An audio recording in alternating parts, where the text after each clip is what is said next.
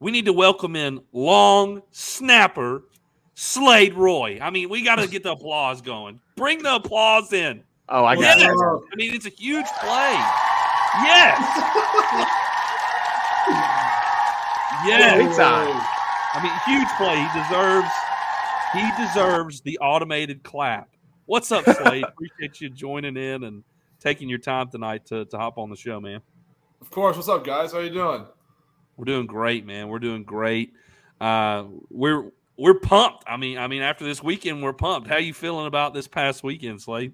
It was definitely exciting, especially for like a long snapper. It's like just like a quiet life and kind of like a little spark there out of nowhere. So Sure. Slade, Yeah, how was it? absolutely. I got to ask this off the jump. You know, obviously you transferred in. I know you had your first home game against Southern last week, but how was the atmosphere for you? You know, transferring in, becoming an LSU Tiger. How was this atmosphere against Mississippi State and the crowd, the stadium, just everything that came into Saturday night? Dude, the atmosphere was insane. Just running out into the field, I was running out. I was like, there's no way there's this many people like in just one spot. It's not even like shouldn't even be possible. And the whole game, the crowd was like in the game until the end of the game. It was like my ears definitely hurt, and I had a massive headache after. You're probably still recovering. Oh, dude, I couldn't go to sleep until like 3 o'clock because my head was just like ringing. I could not like go to sleep. Oh, wow. Look, That's Slade. I mean, I got to be honest. I mean, I will be completely honest with you. And this is your first year, so I mean, maybe you have a little bit of understanding as what has transpired the past 2 years with LSU. Look, it just hadn't been like that in a while. I mean, LSU's Death Valley Saturday night, right? The pantheon of college football. It hasn't been the same these past 2 years. So to see it like it was Saturday night opening, you know, SEC play, Brian Kelly's first game, to see it like it was awesome. And it was a great thing. And I'm glad you got to experience that in your first SEC game as a Tiger. So you're literally making Reagan cry. You made Reagan cry. He's crying right now. I am crying a little bit. You gave him emotion. I'm a little emotional tonight. No, kidding. You know, Podunk, Arkansas, they like to burn fields and dust and stuff is stirred up and it gets in your eyes and it looks like you're crying. But we'll just say it's tears of joy for this past weekend. That's what we'll call it. But Slade, you know, he asked you about your experience in Death Valley for the first time. I want to ask, you know, obviously you transferred in. This is your first year at LSU, coming from East Carolina, as you know, coming in as our now starting long snapper. Look, I got to tell you, you got some big shoes to fill behind these Ferguson guys that are in the NFL. Like we've been consistent with these brothers and haven't had to worry about it. And so far, man, you've been just as solid, and I think you filled the shoes great. What's that transition from East Carolina to LSU been like for you? It's been a surprisingly like smoother transition than you would think. At East Carolina, I mean, I went there and last summer and then started all the games. Our bowl game got canceled like the day before it because of COVID, I guess. Man, that was what Boston College said. They like lost like half their team to COVID. So I don't know if it was a forfeit or if it was just a no contest, but it was something like that. And then either the day after or it could have been the day after. The day after the bowl game, I went to the transfer portal and got a text saying that they're interested. And I was interested, obviously. I was all in. Sure. And he called me, and I talked to him for about 5 minutes, and he asked me if I was interested. And I was like, dude, I'm ready to come right now. Like, you don't need to talk to me anymore. I'm ready to go. Sign me up. Awesome. That's awesome. Now, who was it who gave you the initial call? Coach Polian, the special teams coordinator. Okay, I figured. Awesome. I figured it was Coach Polian. Well, that's awesome. I'm glad it's been a real smooth transition for you from East Carolina to LSU, and I'm thrilled that you were that excited to come to LSU. I mean, obviously LSU is a perennial program in all of college football and a national championship expectations, year in, year out. And we're glad you've come and joined to be a part of this new staff, this new era LSU get back right type of mentality with Brian Kelly in. So my next question for you, and Zach, you can follow up after this question. What is Brian Kelly's mentality? How has it been since he's got there and this transition for him has begun? What are some of the things that stick out about Brian Kelly and how he runs his program? Well, I wasn't here before he came, but from Sure. everything I've heard, it was a lot looser. And I feel like I know, like when he focuses on the little things. He wants to focus Right. on and two main goals: graduating, and winning the national championship. Obviously, so I feel like the team is really actually taking it well, and because everyone wants to win, we want to go win the national championship. So we'll do whatever it takes. And I think things have tightened up a lot, and the level of seriousness has increased a ton. And you got people giving 100% effort every single day of practice, which is something that I've heard wasn't always a thing. That's awesome. You can definitely tell that, especially in y'all's games, because I mean, y'all fought against Florida State, overcame deficit, came up a little short, obviously, but then State. I mean, y'all were down 13 points, came back, and just completely dominated the fourth quarter. And Reagan mentioned it, probably the play of the game, the play that completely shifted the momentum. Yes. I have to ask, Slade, because I think everybody wants to ask this question. Did you, yell at this guy, the punter turned Austin Williams? Did you say something about his mama? Did you trash talk? What made him fumble? Was it just you give him a little juke move right in front of him and then step in the side, or what was it? So I was running down there, and so I just saw him. I think he signaled for a fair catch. I can't really remember. And I'm getting in front of him, and I'm like, okay, I'm getting kind of close now. And then he steps up, and I'm like, oh, shoot, I got to get out of the way. So I step out of the way at the last second, and the ball just falls down. And I'm like just looking at him. I just no way he just dropped the ball on the ground. I don't remember it. I don't remember it at all. But I just the ball was in my hand somehow. It was really a miracle. It was a miracle from God that I reacted that quickly, because I don't know how that happened. I'm not that quick. Hey, Man, I mean, it has split. Ahead, I mean, you actually pretty quick. Yeah. I have to ask, though, was there any thought of, let me just pick this up and run with this thing? Or was it just, let me get on it. I got to get on it. There was absolutely no thought in picking up the ball and running into the end zone. I was diving straight onto it. I think a lot of fans would want to hear that, because sometimes when players get that mentality, they have that thought process. Sometimes it doesn't work out. It slips out, or the other player, the State player, could have came and tackled you and tried to strip it, whatever.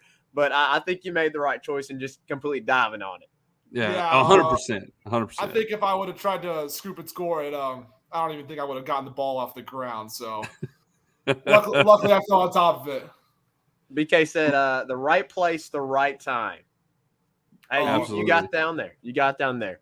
Al Anderson has 4.7 hang time, NFL time. Yeah, no, I was about to say, Jay Bramble, our punter, had an incredible punt on that one. Dropped it right on I think it was the 8-yard line. Yep. Plenty of hang time for me to get down there. And I was literally sitting in front of the returner for a second maybe. And then just a miracle from God to drop the ball down, because I couldn't have prayed for anything more amazing than that. I gotta say, I love the reaction. You kind of stood up and gave the arms down, just yell, scream up and yell, and then the fans were going nuts. How was that moment? Just the celebration and hearing the entire stadium react behind the play that you just made. When I got up after celebrating, I was that was straight pure emotion and energy. I was not meaning to do any of that. I was just so excited. And then Jay actually ran down all the way from the 50 or the other 45 or wherever he was, he ran all the way down there. And I was like giving him high fives. I was like, no way. There's no way right now. And the funny part is me and him were like talking earlier, and we were like, this stadium's loud right now. But he was like, let's see. What did we say? Oh, I was like, I wonder how loud this stadium will get tonight and like what will happen. And then like within 5 minutes of that happens. I'm like, yeah, that's the loudest I've ever heard this stadium. Yeah. That's awesome, man. Oh, it's the loudest it got. It definitely erupted in that moment. And I'm sure it was a surreal thing to experience all those emotions and the crowd and for your first time. And I mean, huge play and kudos to you for making the play happen. So Slade, I'm going to backtrack just a little bit here. Obviously, first game of the season, you play Florida State. It's a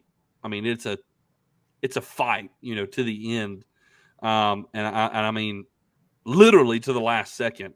Yeah. And of course, what happened on the extra, the PAT, and of course, you're a part of the special teams.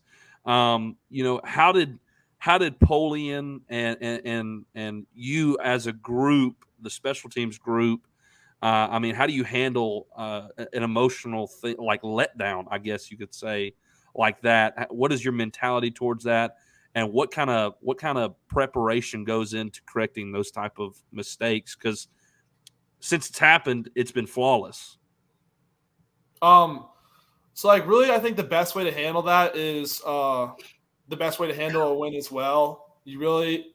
You gotta watch it, see what happens, see what went wrong, and then you can't think about it anymore. You gotta put it in your past because you got a game next week. So looking back on it and saying like I wish or if only, it's not gonna help you at all. So I think that was the mentality he came in with. He said He said we have some things to improve, obviously, and so we improved that, and we kind of tweaked up our field goal, a little to better fit the people on the line and who we have.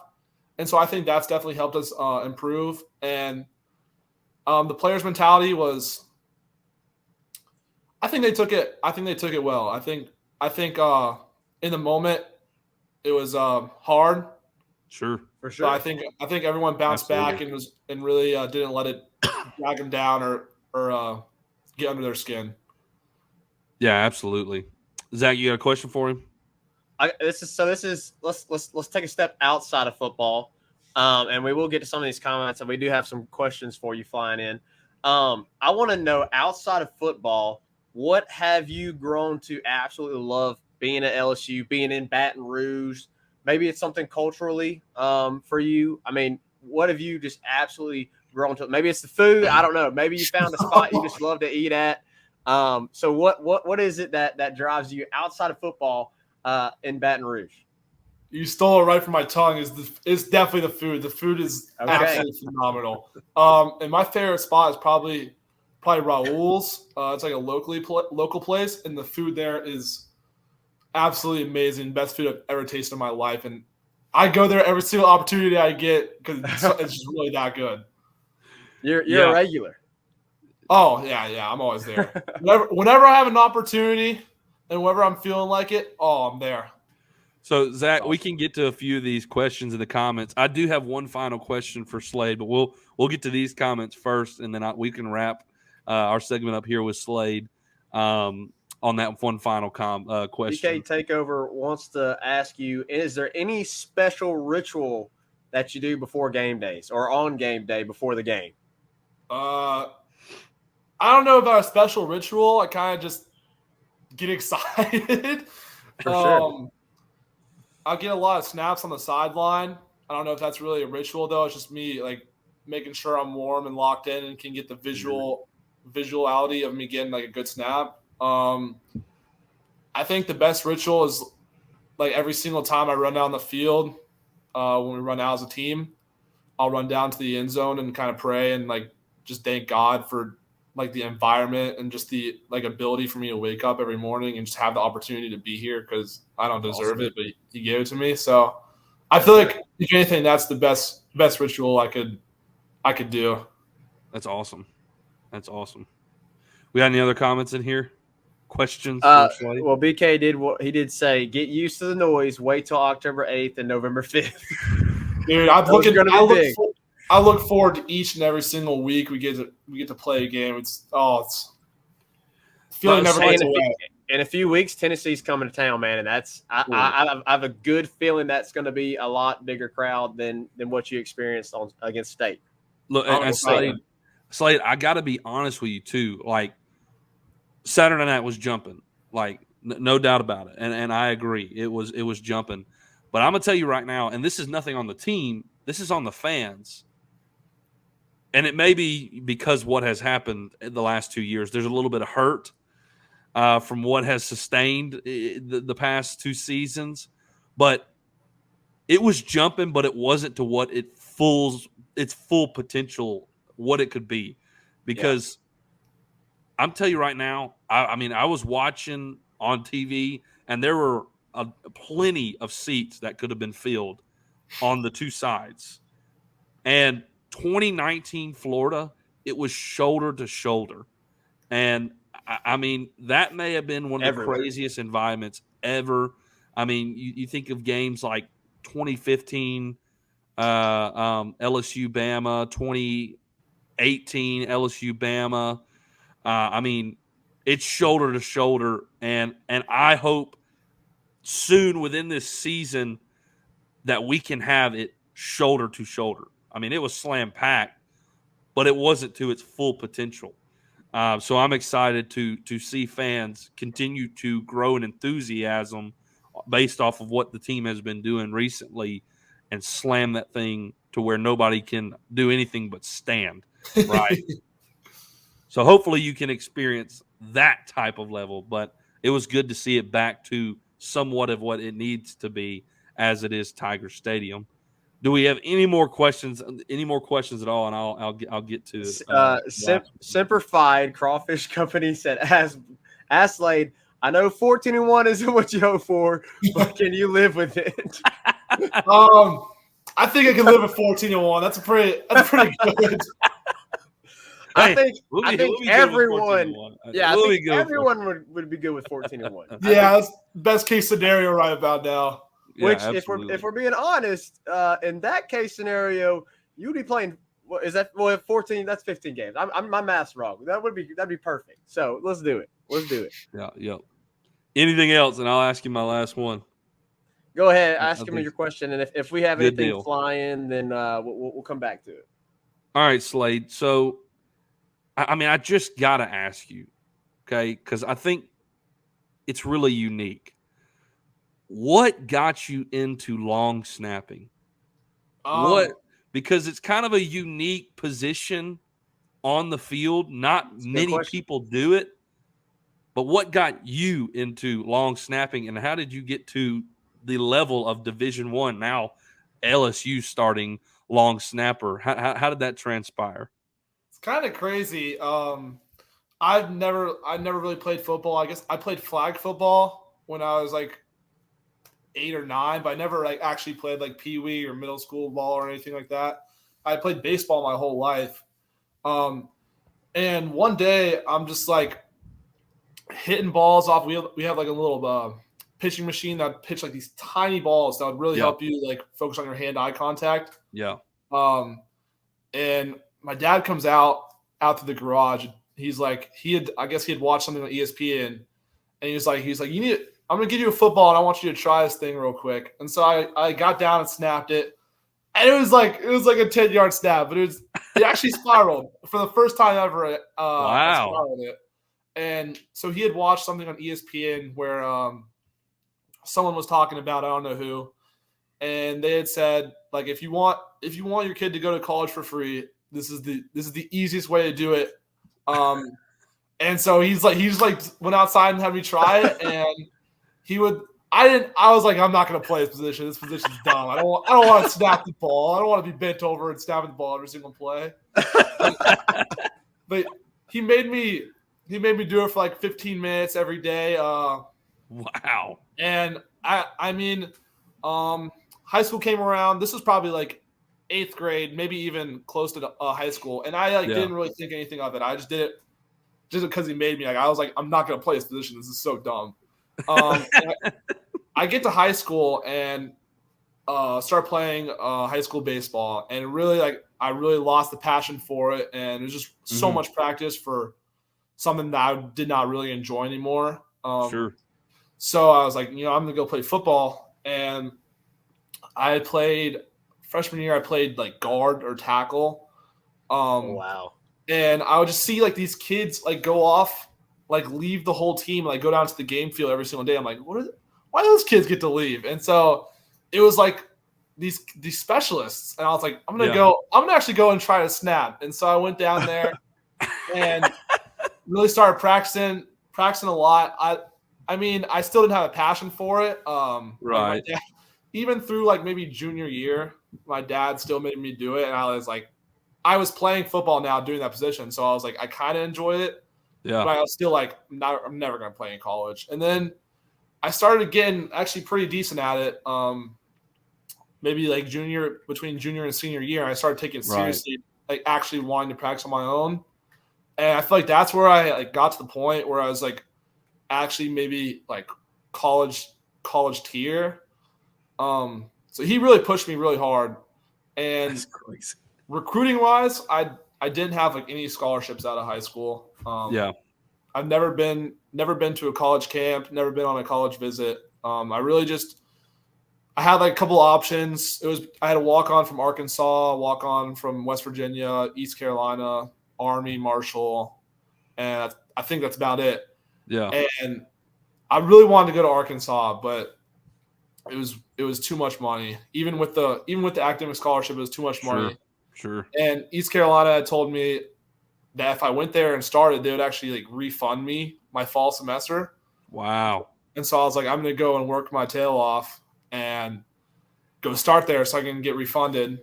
And so I get there and the whole summer just working hard and get the spot. Wow. But they didn't refund me my scholarship, so that's actually why I left. Oh, wow. Wow. Oh, my goodness. They kind of Pirates. We appreciate that. I wouldn't say they lied to me. It was a bit of deception. So I left, and now I'm here, and it's really just a really big blessing. It's really a big blessing because I don't deserve any of it. I'm just a regular kid, and super cool to be here. Wow, what an incredible story! I mean, I wasn't even expecting that. Wow. I mean, so you kind of got into it like your last few years of high school. I mean, obviously your dad was like, "Hey, try this out." But I mean, you really got into it like your last 2 years of high school. Yeah, I mean, that's you better be thanking your dad. You better be thanking your dad, man. A lot. You don't even know it. Now you're starting at LSU. That's crazy. That's awesome, man. That's we do have a few more comments. Some more came in while we were discussing. Slade, this is our dad. If you didn't know, he said, ask him if he played in the NFL, which team would he aspire to go to first? Oh, okay, interesting. Okay, this is going to be like a 2-part answer. Okay. So I'm from North Carolina, so I grew up a Panthers fan, but also my favorite team is the Patriots because that's where my dad's from. He's from Massachusetts. Oh no, we may not be able to be friends anymore. I'm sorry. Wait, you gotta wait. So my favorite team is the Patriots and the Panthers, but the team I would want to play for, is probably definitely a team down south. The Bucks would be fun, or Panthers would be if I got to play for the Panthers, I would lose my mind because that's a perfectly weathered place, and it's where I'm from. I'm literally from Charlotte, like 5 minutes away from the stadium, so that would be unreal. Oh, that'd be cool. Yeah, that'd be awesome. I mean, that'd be incredible. I mean, you don't want to go up to Boston and in the snow. And, no, I would freeze your tail off. I love the Patriots, but I would never want to play there. So you're thinking Tampa Bay, Miami, anywhere that's warm. It's like warm. Yeah. Because that's what makes my job easy. I can grip down the ball. It's not hard. Absolutely. Well, Slade, we really appreciate you coming on and taking your time. I think we got one more question. We got 2 more, and then we'll wrap it up. Slade, if you want to, you can be quick with these if you want to. Ask Slade, doesn't Zach look like Doctor Strange? Tim Tebow and a little child. They're talking about me. That's a joke amongst the LSU podcasts. Doctor Strange. Do I look like Now- Doctor Strange to you? Now that he says it, I'm not even gonna lie. gosh. You look like Doctor Strange. Oh gosh. He'll never hear the end of it. Yeah, He'll I'll never hear never the end hear of it. it. At the beginning, when we started the podcast, I didn't have the full goatee. I just had this, and everybody was like, "Oh, it's LSU Zac Efron," like because I felt ZAC. I don't know. Anyways, all right. BK Takeover said, "Ask Slade, if you could play one game for the LSU baseball team, what position and what would you predict your batting stats would be?" I was always like a catcher first, but I also pitched and played third base. But I think catcher is definitely my favorite position. Okay. So I'll play catcher. I don't know how good I would do. People would run over the bases on me, but I'll catch the ball. And my batting average would not be the best because the last time I played, I was going against people throwing like 82, and now they're throwing up in the 90s. I'm not even going to be able to see the pitch. I might get lucky and get one hit. Yeah. I may have to give Coach Johnson a call and see if you. Oh, absolutely. You definitely got to at least go to some of the to the baseball games, especially when they get here. It'll be exciting for you. Yeah, the box is going to be jumping this year. The team They're going to be a good team this year. They're going to be contending this year. It's going to be exciting, and of course, obviously, you played baseball, so I'm sure you'll enjoy watching a really good LSU baseball team. Slade, you've been an awesome interview. We appreciate you taking time out of your night to hop on the show and answer our questions. Hey, man, keep up the great work. You've been doing really great. And obviously we're super excited for you being able to make the play you did Saturday night. It was a huge turning point in the game, and all LSU fans, I mean, you became and like the idol for them in that moment. So, I mean, I can't explain to you right here in this living room behind me, the actions that were going on within my living room when you recovered that muff punt. So just know every household in Louisiana was jumping up and down when you made that play. So appreciate you taking your time, brother. You've been awesome. Thank you so much for having me. It was a blast. Absolutely, man. We'll have to do it again.